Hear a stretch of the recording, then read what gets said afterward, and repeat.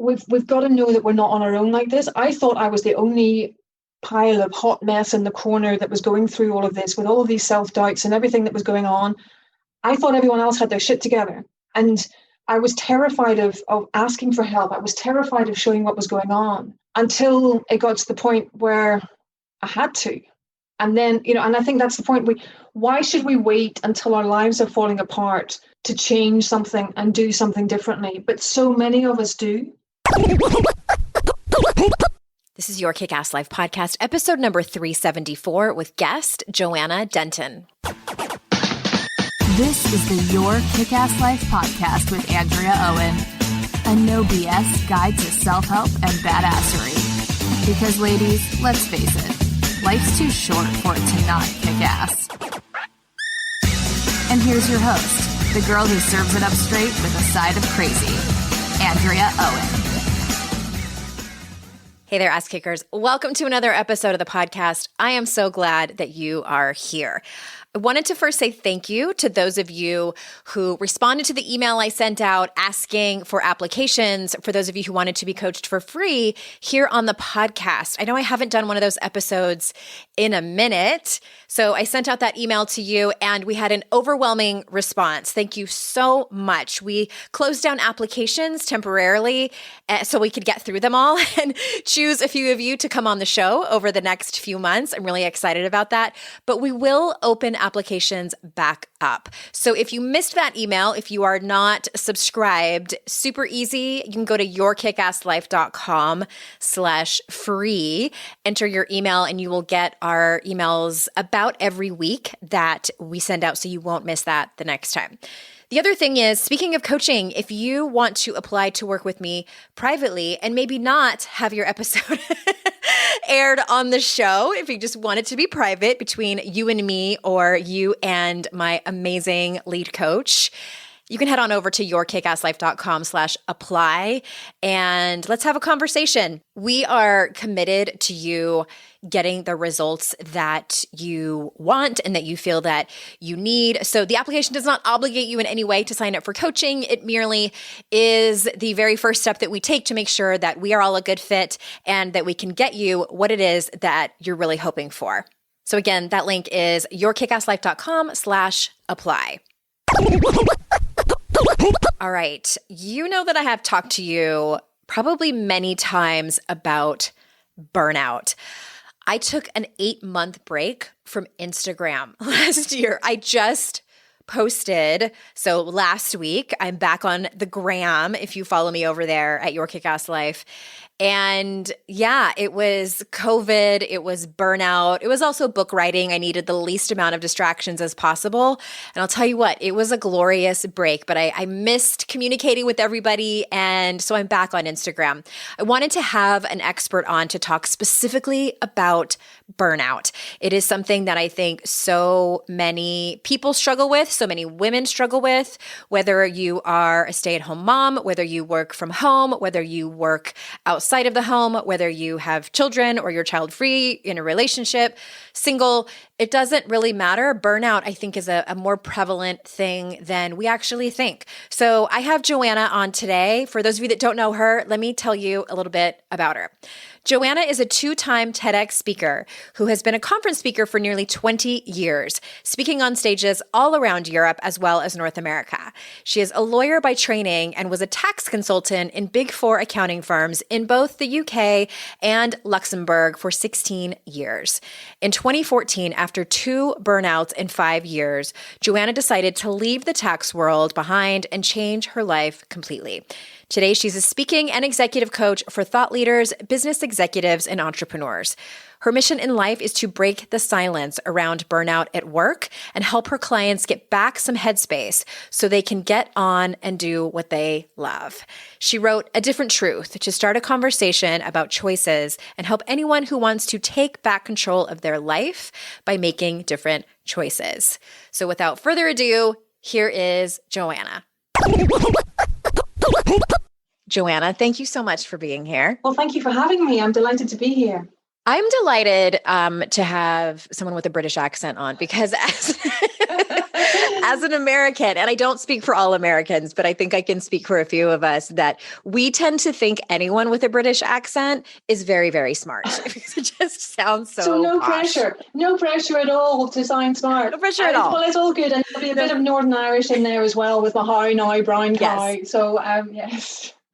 Yes, I can tell that it's a mix. And that's why I was asking you, where are you from and where are you living? And it's embarrassing to say every once in a while, I can't tell the difference between Australian, Irish, Scottish, or English. So sorry. Well, I mean, to be fair, I could probably tell a Texan, but I couldn't tell a Connecticut from Wisconsin. So I think, you're in good company. Do you know what I mean? It all sounds American, and sometimes even the Canadian I get mixed up as well. So, I think, I can see the similarities.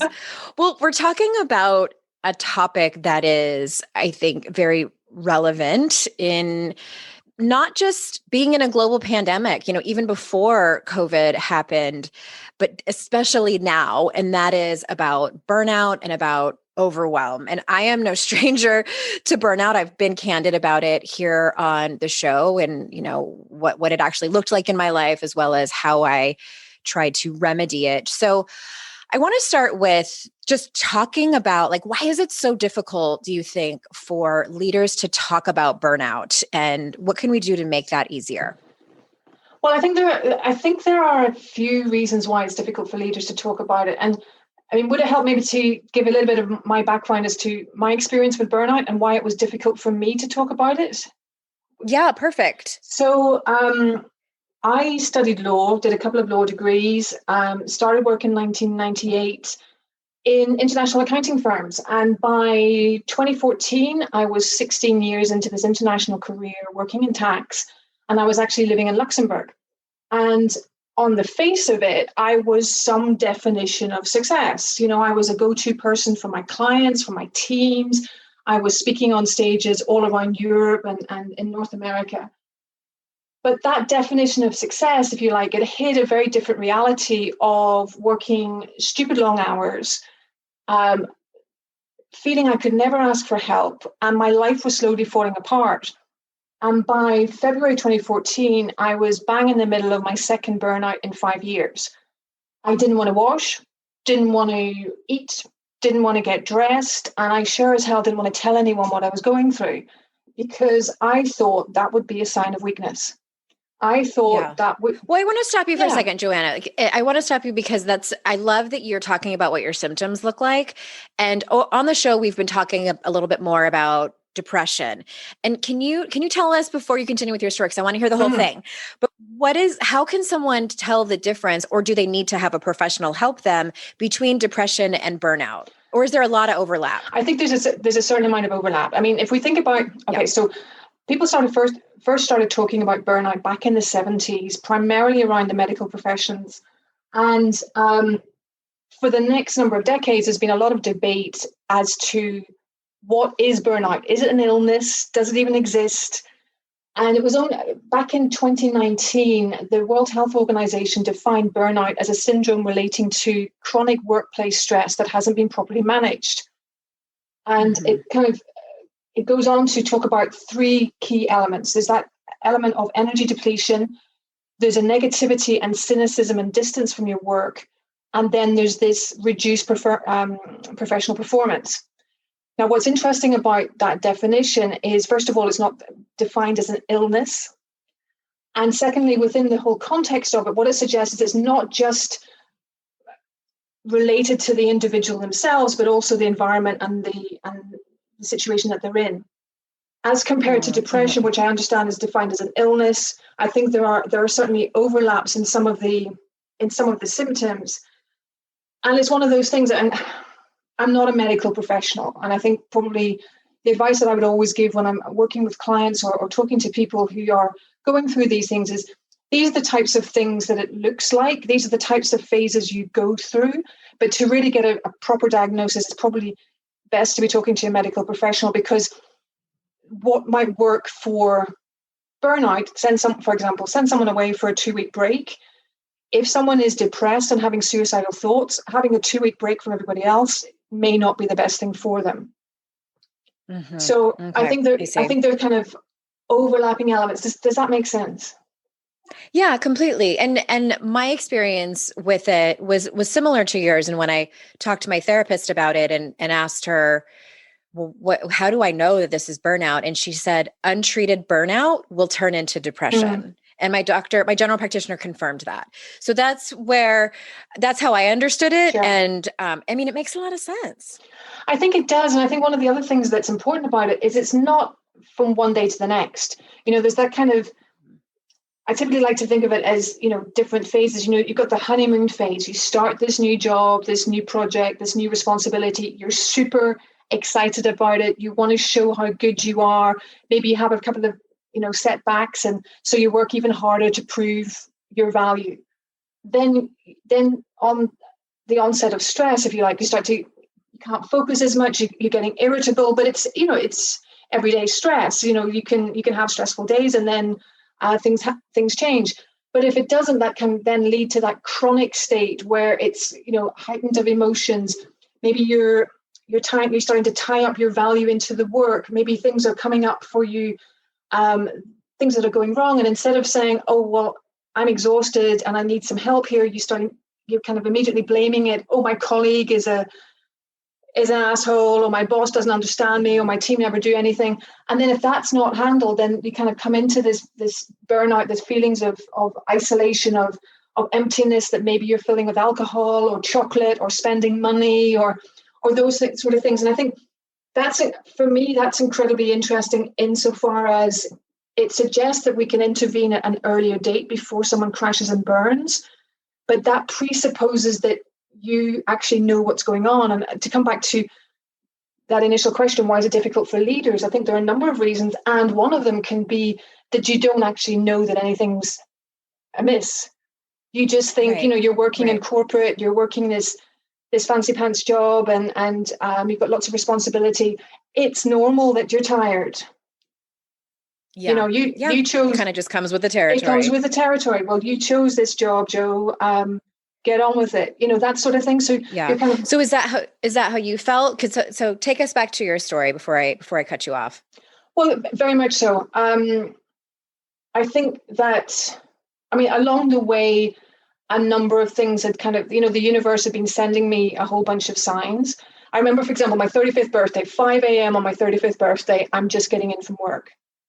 And because I've been working on... Wait, you mean you worked all the way until the middle of the early morning hours and then went home at 5 a.m.? On that particular birthday, absolutely. And, the things, because I was based in Luxembourg, but I worked a lot with West Coast clients. So for a long period of time during my career, I would work with my European clients, if you like, 9 to 5, but then at 5 o'clock, the West Coast wakes up.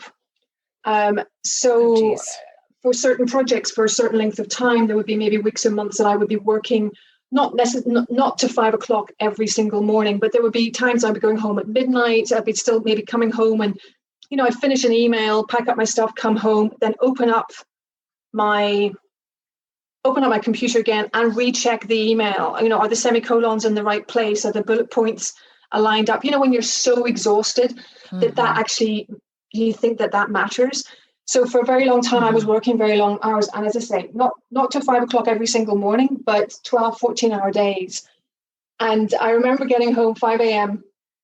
I should have been sleeping, but instead I was on the phone to my ex-boyfriend, opening the present that my parents had sent me for my birthday. And I actually have it here up behind my desk. It was a signed picture of me and my sister from when I was 15. So 15 years old, my life ahead of me. And there I am at 5 a.m. on my 35th birthday, looking at that picture, thinking, 20 years later, the sum of my life is work. And there was this kind of, this realization of, I'm tired, I've had enough of this. And then straight away behind it, but this is normal. You don't have a choice, Joe. If you want to be professional, if you want to be dedicated, these are the hours you have to do. So the very next day, instead of having a rest, instead of doing whatever else, I went back to work, but I continued the same way. And that was back in 2007. And it took a couple of years before the first burnout. And along the way, that just, the panic attack started, the anxiety, the OCD. I went off for a month, came back after the first burnout, straight back into it the same way, didn't change a single thing. And 5 years later, I was back there again. And I think it was this story, one of the stories I was telling myself is, you don't have a choice. You're single, you've got 2 cats, but you don't have a family or anything like that. At least you've got this great job. And would it sound, well, I don't think it will sound weird.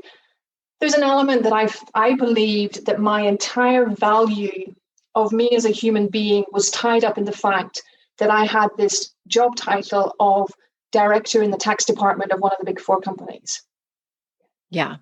I don't think that sounds weird at all. I think that that's more common than we would like to know. Completely. And I've worked with women who, they kind of have this, essentially it's a bit of a breakdown, and whether it's mental, emotional, whatever it is, and they come to work with me, and they're in their 30s or 40s or sometimes 50s, and they identify solely on their productivity, their success in their work. Sometimes they have children, sometimes they don't. And, I've worked with clients too. I want to kind of point to something that you said that I think is so important, is that you were getting these signs from the universe, it's kind of tapping you on the shoulder and telling you that something was wrong, and you ignored some of them. And then you got that big one in form of that gift. But I'm thinking of one client I had, I don't know, 5 or 6 years ago, and she was a single mom, and she was climbing the ladder at her corporate job, making a lot of money and having a lot of success financially, in this job.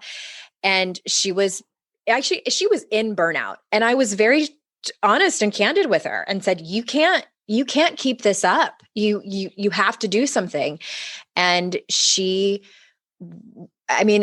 was so much like, I have built this lifestyle for my daughter, and, prove to my parents that I can do this, and prove to my ex-husband that I can do it without him.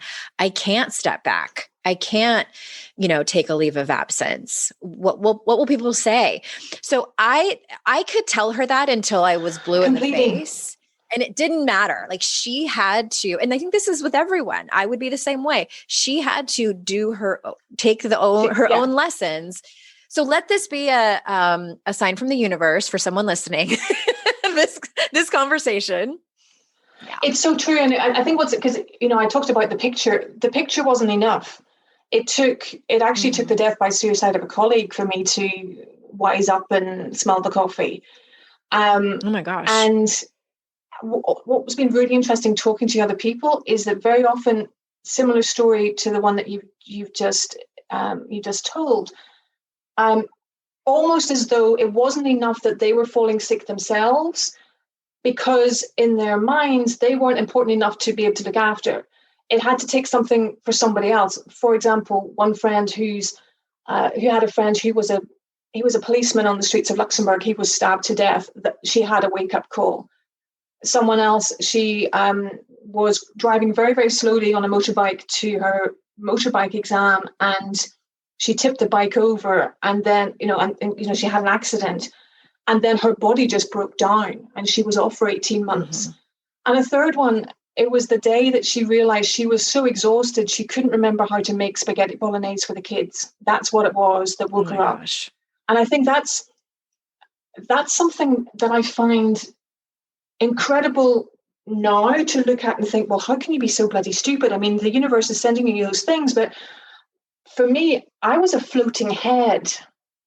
My body's sole purpose until I started to unpack all of this was to get my head from one meeting to the next. So I was just living up there and couldn't hear what my body was telling me, because I was just stuffing it down. And I can tell you now, I can hear every single thing that my body says. I mean, it screams blue murder at me most of the time now. But at the time, I couldn't hear it. And I think that goes right to what you're saying about your client. We need to see it for ourselves. And what is, and part of what I want to do by talking about this in so publicly and openly about it is we've got to know that we're not on our own like this. I thought I was the only pile of hot mess in the corner that was going through all of this with all of these self-doubts and everything that was going on. I thought everyone else had their shit together. And I was terrified of asking for help. I was terrified of showing what was going on. Until it got to the point where I had to. And then, and I think that's the point. Why should we wait until our lives are falling apart to change something and do something differently? But so many of us do. I thought you were going to say, I don't know if it's just part of the human experience. I mean, that's my question too. Like I had a falling apart moment that was more in terms of romantic relationships. And I tell my story as a cautionary tale to say, and it was the same. I wasn't listening to my intuition. Like, you don't have to wait until these incredibly egregious, life-changing moments, where you're in the hospital for 18 months or to change your life. But I don't know. I think the jury's still out on this. What do you think? I think that some people just learn that way, and that's part of their journey. Well, I think for me, what I've kind of learned looking back is that I was telling myself a bunch of stories about how life was and what I should expect from it and what my role was in that. And, some of the stories were around if I want to be professional and everything else, then I have to do long hours. It didn't matter what the quality of those hours was, but it was the quantity. And that was a story I had. I had a story about serving others means sacrificing myself. I couldn't understand why in the airplane they talked about putting your own mask on before your kids. And I'm thinking, well, surely that's counterintuitive. Of course, you're going to help your kids.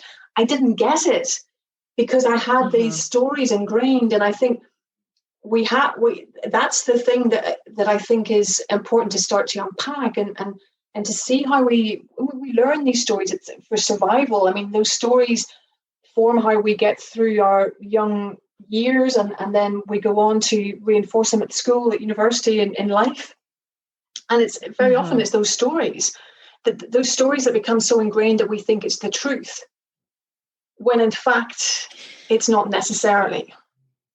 It's not. And, this is something I talk about in my next book that's coming out, is that these are stories that are handed to us. And I don't think it's very common where people are implicitly told at a young age, your worth is wrapped up in your productivity and what job you get. No. But we're conditioned and socialized. And I think that this is true for men too. It just looks different. That our value is wrapped up in our productivity, in our success, in our finances. And when you live in a capitalistic, culture and that's based on a meritocracy, that's how it works. Yeah. And it's that unlearning has been, for me personally, and it sounds like for you too, like PhD level learning / unlearning, that's what's important. Because you said such an important word.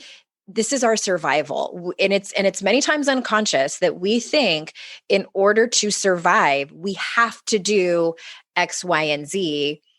And then the big question becomes, but at what cost? Very much so. And I think that now I can see where some of those stories have come when I look at the dynamics within the family, within the country. Those come down generations. And part of it is about breaking that cycle, I think. I mean, don't get me wrong. My parents, for example, would never have said to me, your worth will be based on your productivity. What they said to me was, if you do your best, we can't ask for more. So even if you fail your exams, if you've done your best, then that's enough. What I heard was you need to be the best. Now, those are two very, very different things. But I think there was that aspect of, I left school, I went abroad for a year, I did a law degree in English and French law, then I did a second law degree in European business law, and then I went to law school. And all along the way, it was like, you need to get the best grades to get the best jobs. I started working at Arthur Andersen, which at the time was a big deal to be working for Andersons, all of those sort of things. And it was always aspiring to get the best opportunities and to do that. And then along the way, it gets wrapped up and you start to believe that those are part of your values and you start to believe that that's the most important thing in your existence. And that expresses itself in different ways. Other people have stories that for them, maybe as a woman, for them to be successful, they have to be married by the age of 21 and have a couple of kids by the age of 25.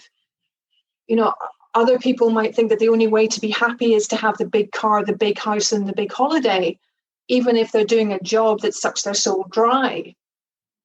All of those different things kind of come up, and this is part again of what makes it so difficult to see that anything's going on, because it's just so ingrained as the truth that we don't know it's a story. We just know we're trying to get through the day and do what we believe is what we're meant to do. And I think part of it becomes kind of becoming aware of the fact that those are stories and noticing them, and then giving yourself a break, because, I got through 40 odd years before I started seeing that these were stories. And, part of it was having a bit of self-compassion and not beating myself up about it. And when you can start to notice them, then you can start to challenge and maybe change them. But if you don't even know they're there in the first place, you're a bit stymied, really. I'm interrupting this conversation to bring you a few words from one of our sponsors. One thing I've been focusing on a lot over the last couple of years is how to unload some of the mental labor it takes just to be an adult who eats. Deciding on meals, making a shopping list, doing the shopping, prepping the food, and then cooking are several things I needed help with. So my husband Jason and I turned to Green Chef. Green Chef is the first USDA certified organic meal kit company. Enjoy clean ingredients you can trust, seasonally sourced for peak freshness. My new favorite of theirs is their Thai sweet chili chicken thighs. I love to just say that. Thai sweet chili chicken thighs.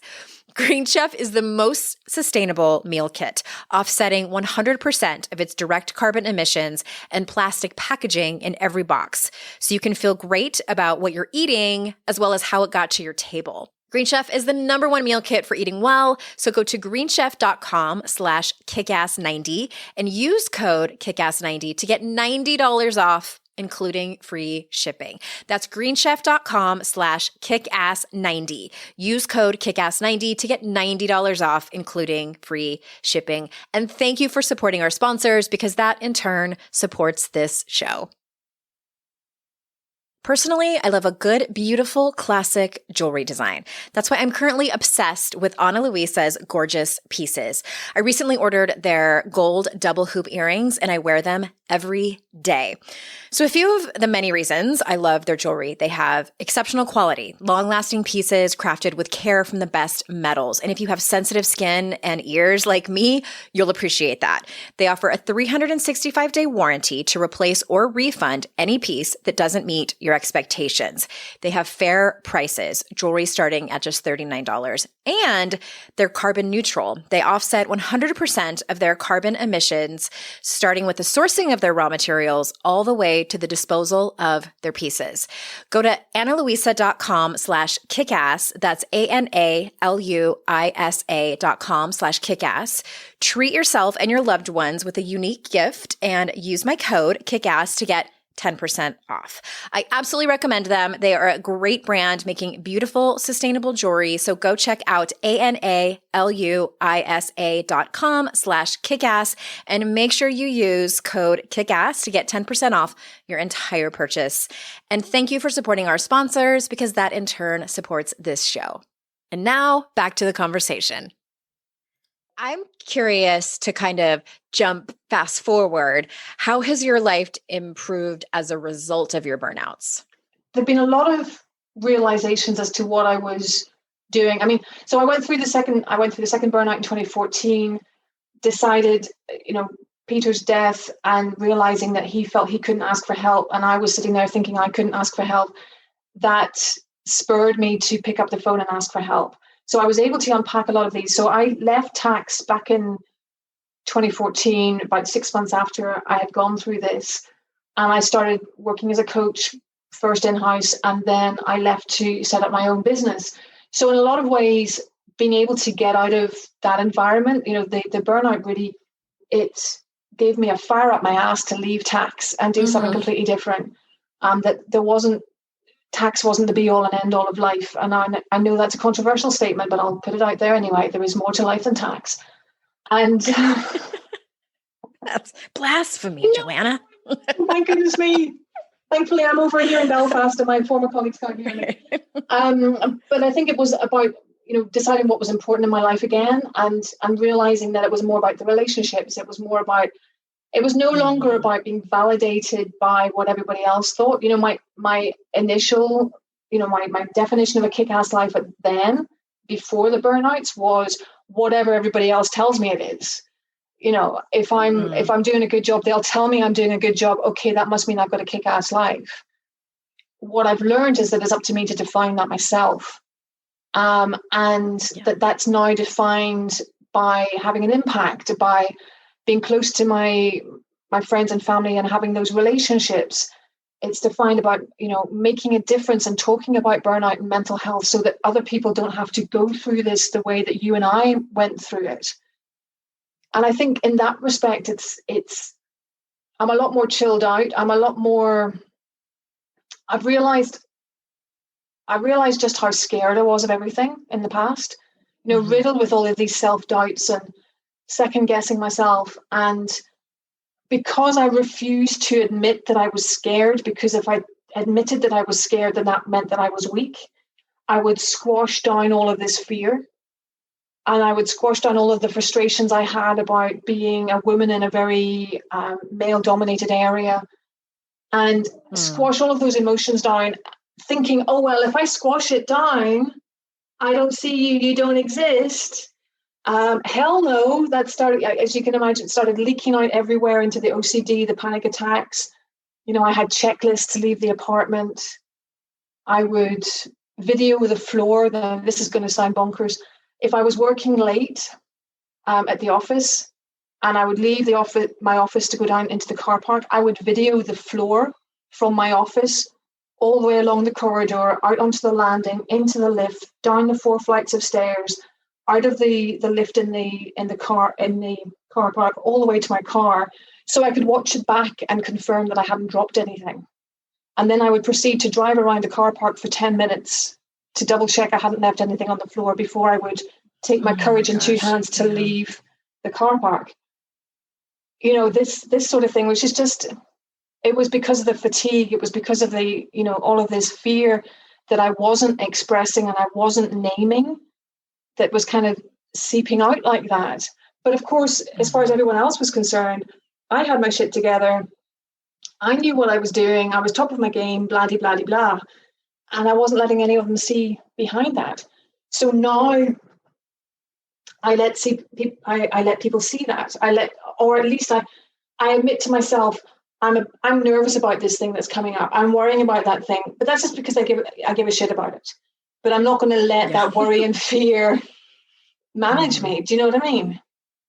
Yeah. So I think in that that's respect, part of the human experience. I think in that respect, my life is better because I can name the fear and do something about it rather than squash it and have it come and beat the crap out of me when I'm not looking. Yeah, and take over your life in other ways, and have you try to manage that fear by videotaping, your path. And absolutely, I really appreciate you talking about the nuanced symptoms, because I'm a true believer that our brains and our bodies are always trying to take care of us. And when you fall into a place like that, where you're hurting, that's what our brains and our bodies do, tell you that the path that you need to get comfort is to videotape your entire path to make sure you didn't, like in a strange way, that sounds reasonable. No, absolutely. As someone, we were talking to someone who, has OCD tendencies, has had panic disorder. Like I understand, in other words. Yeah. I understand. I've been in that place where that sounds reasonable. Completely. And safe. And safe. Absolutely. what I'm learning now, I've been doing some work on DBT, dialectical behavior therapy, and studying it. And I do a podcast. I do a Facebook Live every week that's becoming a podcast to launch soon with a colleague based in Oakland, Joe and JJ Go Mental. And we talk about these things. And, part of it is about normalizing the conversations. And part of the work that I've had to do on the DBT is to realize that actually those control aspects, it's almost like a self-medication. So it doesn't actually fix the problem. It almost makes it worse and enables myself. to do it even more. So I'm having, I've had to learn to lean into it, when I felt like that, because there's times it will, sometimes the OCD stuff will come back briefly. And, sometimes if I'm tired and I'm leaving the house to go round to my parents and I'm checking the door 2 or 3 times, but I'm not going back into the house the way I used to before. I mean, I way back 10 years ago, I had entire checklists to leave the apartment in the morning of every single wall plug in the apartment, so, in one room there'd be 4 of them. Well, I would kind of write down, well, there's the one beside the radiator, there's one beside the bed, there's one just at the door. Okay, I've ticked that one, I've checked that one, I've checked that one. So nowhere near like that, but I think it's a lot of these things. One of the other things that I've learned is that I believe that as soon as I knew about this stuff, like I learned about the inner critic when I read Tara Moore, Playing Big. It changed my life. Oh my God, there's such a thing as the inner critic. Yeah. And I then thought, brilliant. I know the inner critic, Brainy Bob, the boring barrister. I know who he is. I know what he's there for. Fantastic. He's going to go away now. I will never see him again. Bullshit. I think when you start... Sorry, Joanna. Yeah. For a fleeting moment. You gotta hope. Yeah. Yeah. But that's a bit, I want to say, like, that's a big part of, I remember the moment that I learned about the inner critic. I was sitting in a conference room in my coach training in 2007. And I was just looking around the room like, oh my gosh, are you guys listening to this? Like, how did I not know this? My mind was blown. How did I not know this? How did I go all those years without knowing? And that is only half the battle. The battle that counts the most is, and I don't like to use war metaphors, but yeah, the work that matters is the consistent managing. Absolutely. Same thing with Brene Brown. I remember very clearly in a training room, in a hotel, in a forest in Luxembourg, the facilitator puts on Brene Brown's vulnerability TED Talk. And I'm there thinking, it's only taken me 42 years for someone to tell me I don't need to be perfect. I mean, what the fuck is that? Yeah. Excuse my French. Yeah, I want to put that TED Talk in the show notes, as well as that Facebook Live that you're doing with your colleague. And I want to ask you about your book, and it's called The Different Truth. Yeah. So I'm curious where that title came from. Well, A Different Truth it's this kind of idea of, all of these stories we tell ourselves that become so ingrained that it becomes the truth. And the book is about a leap of faith that perhaps is a different truth out there. So the subtitle is Reject the Stories That Are Killing Your Career and Start to Make Choices That Are Better for You. So it's really around 5 core areas about stories, about places that we might have stories. For example, first one is about thrive. So it's the stories we tell ourselves about how we have to put everyone else first and we don't look after ourselves. Self-care is for lazy, unprofessional Californian hippies. I mean, that sort of story. What can I say? The second one is around the fear, rewiring out of the fear. So there's stories that we're not good enough and we've only got one shot at it. The third one's about community. I'm the only one in this. No one else can help me. The fourth one is about telling your story. It should be enough that I've done a good job. I don't need to tell anyone I want a promotion, that kind of story. And then the fifth one is around connecting around your work. So I work a lot on the speaking side of my business. I work with a lot of geeks who talk about really, really difficult subjects. So it's the stories that we have about my subject is so important. If I dumb it down, it loses the impact. So it's really about saying, here are some examples of stories that we tell ourselves in our career, in our lives. What if we were to take a leap of faith that it wasn't the only story and that there was a different way of doing it? How can we then step into that new truth? So, for example, if we talk about a story that we have that we're the only one that can do this stuff, that I have to do it all by myself, I can't ask for help. If we took the leap of faith that we could ask for help, okay, well, how can we go about building our community? How can we go about showing other people who we really are and then seeing them for who they really are as well and making those connections and so on? So it's meant to be a very kind of hands-on, practical, here are some exercises. If you've only got 5 minutes, here's a 5-minute exercise. But if you've got longer time, here are 3 exercises for each of them. that might take half an hour, might take 4 weeks. And drawing from all of the reading that I've done over these last years, from Brene Brown, Tara Moore, Carol Dweck, all of these sort of people, bringing them together into one place. Yes, those are some of my favorite people. I love that. And I want to circle back to something that you said and sort of underscore it about the topic of asking for help. And we have spent a little bit of time there, but I want to reiterate how difficult that can be for some people still.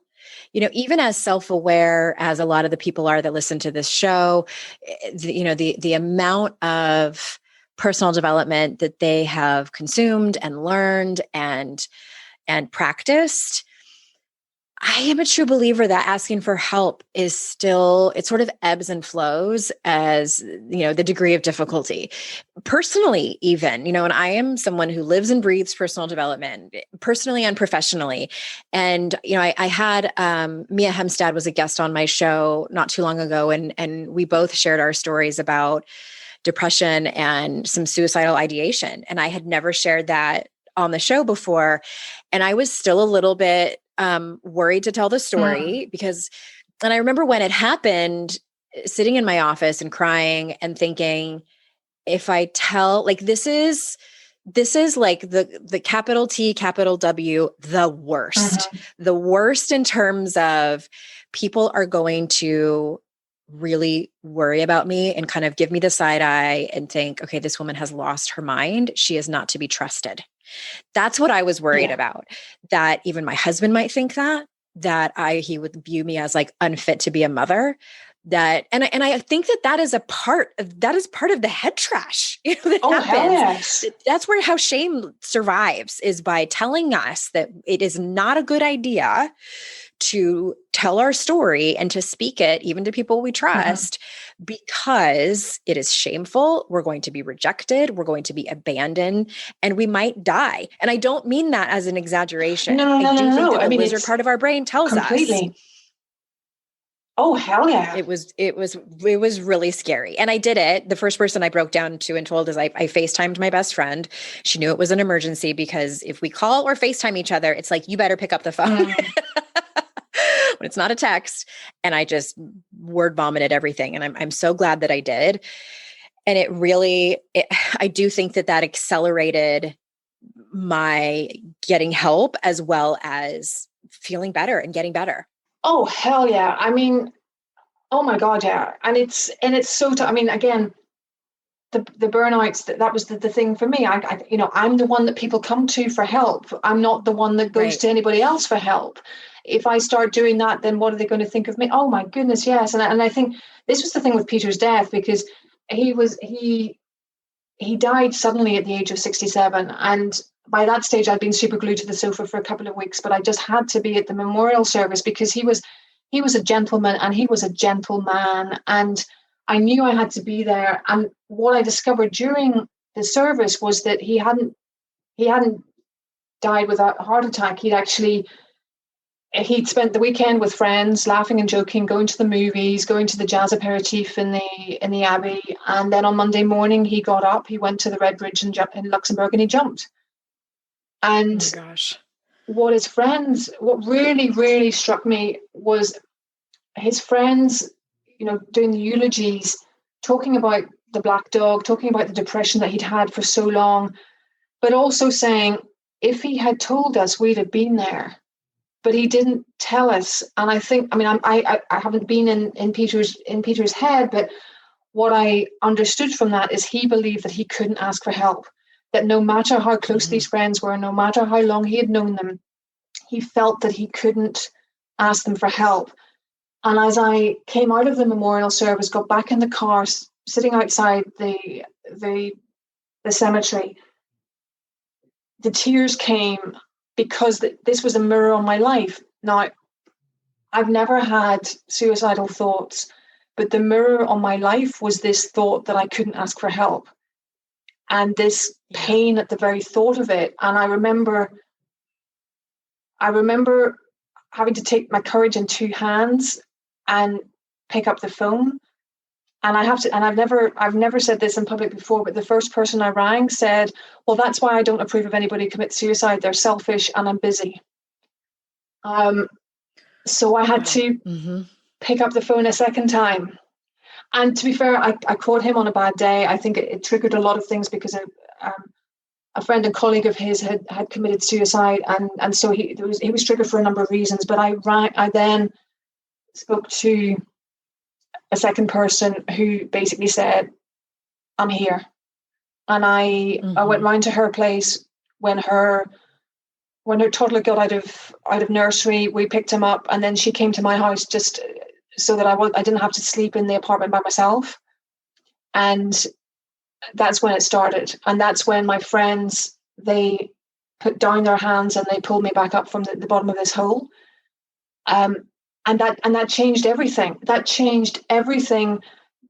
Speaking the words. And I think, as you say, part of the whole thing around shame is that it becomes even more so because we don't mention its name. When we do mention its name and it sees the light, then we can handle it so much better.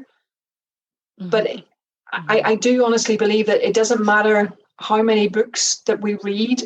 It's very good. You've got to ask for help. People are going to be there.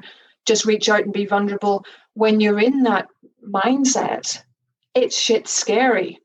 And it's all very well so-and-so over there in wherever they are in their research labs writing about vulnerability and whatever else. They have no idea what my life is like. But I think we've got to make the decision for ourselves to reach out. And sometimes it just takes those 5 seconds of courage. Just those 5 seconds of courage to pick up the phone and trust that someone will be there. And that's why, in my TEDx talks and in the book, I don't talk about that first phone call, because in some ways that's okay. The important thing is I had the second phone call and she picked up the phone and she was there. And I think that's the point. They are there. The people that really care for us and see us, they're there.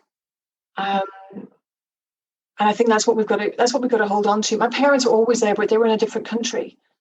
And there would be so much that I didn't tell them over the phone, because what are they going to do? They're in a different country. But I think that's what we've got to hold on to. And I think perhaps one of the biggest lessons coming back from the burnout, and one of the biggest reasons why my life is better, is because I now believe that to be true. That when I need help, someone will be there. I am not alone.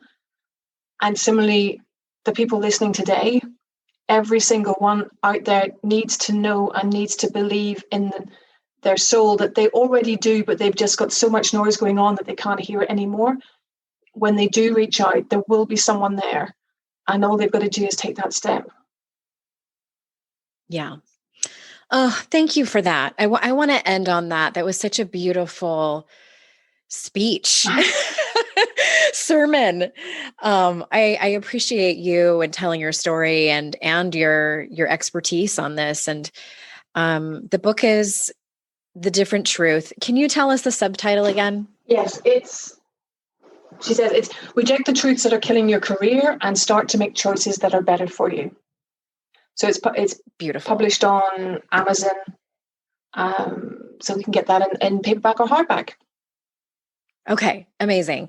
JoannaDenton.com. We'll put all those links into the show notes, as well as your TEDx talks. Thank you so much for being here. Before we close up, is there anything that you are wanting to say that you want to circle back to, or make sure that you leave having said it, and also tell people where they can find you?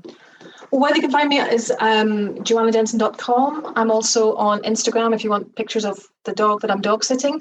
Of course.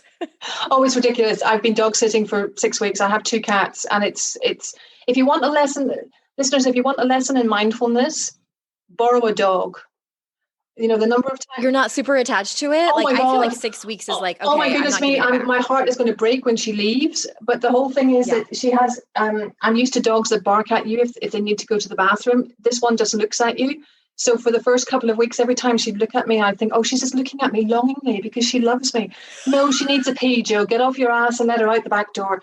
Anyway, so they can find me on my website, on Facebook. The Facebook Lives go out every Monday as of February. They've been going out every Saturday before. The podcast is coming.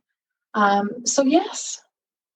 Amazing. Thank you so much. I appreciate your time, and listeners, I appreciate your time as well. You know how grateful I am for that. And remember, it's our life's journey to make ourselves better humans and our life's responsibility to make the world a better place. Bye, everyone. Thank you for listening to Your Kick-Ass Life podcast. If you'd like some extra support, we would love to see how we can help you. You can apply for private coaching by simply texting the word apply to 33777, and the link will be sent to you.